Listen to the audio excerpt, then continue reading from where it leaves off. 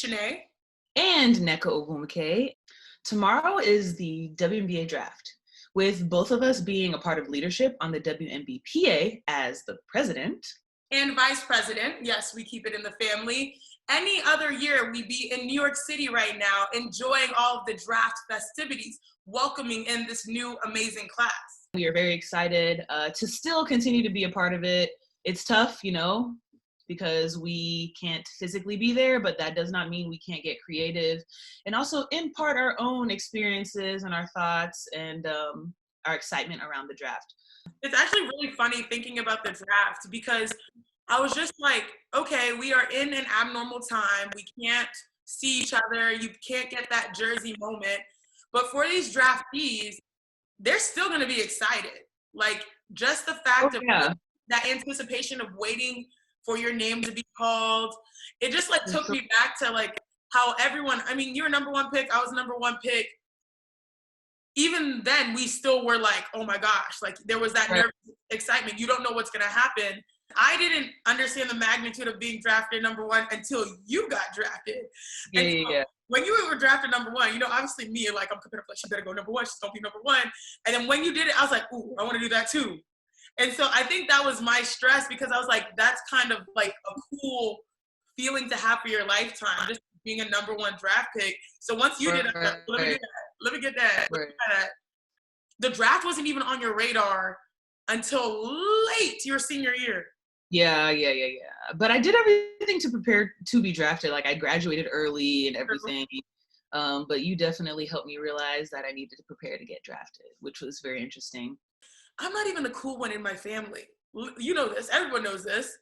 Literally, number one draft pick, MVP. Cool.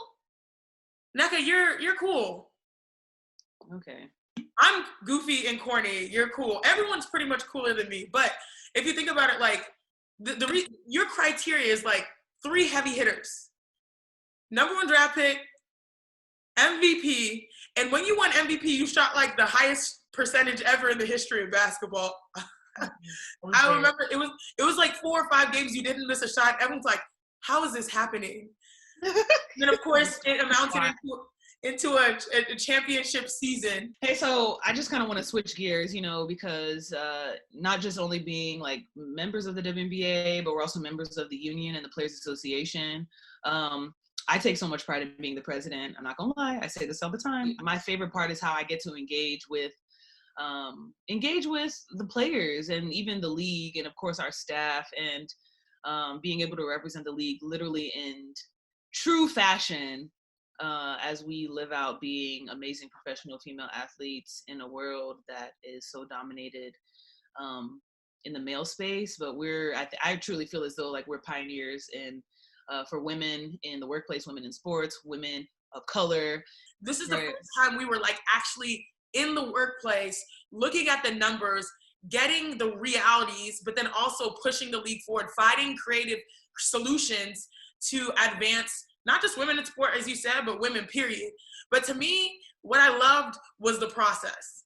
The process was fun, just because like literally learning about the financial numbers of each team, learning about how other people are creating, compensation or mental health resources or family planning, like just strategies to help advance women, like, and then doing it with badass women in the WNBA, all like group chatting their thoughts. No idea was too crazy. No idea was bad. Like literally, we all brought our unique perspectives together, whether it was on chat, on video calls, in person, it was just, the timing was perfect for us and the urgency was perfect. So thank you for pushing me to be a part of the process. I'm really happy with what we came out with, especially like considering like what we're experiencing now. Could you imagine having our old CBA with what we're experiencing now, right? So I can definitely say that like the recent changes to the CBA are going to be shown even with our season not starting on time. How do you think it's going to affect the draftees and maybe drafts moving forward, and even these women entering the league, not just this year, but later on? I truly feel as though, I think you said it best. You were like, man, like, like this is history. Like we're part of history. Like when they say like, hey, this is the team that did it, like our names are going to be there. Thank you so much for joining us at home today. Yes, thanks guys. And don't forget, tune into the WNBA Draft tomorrow.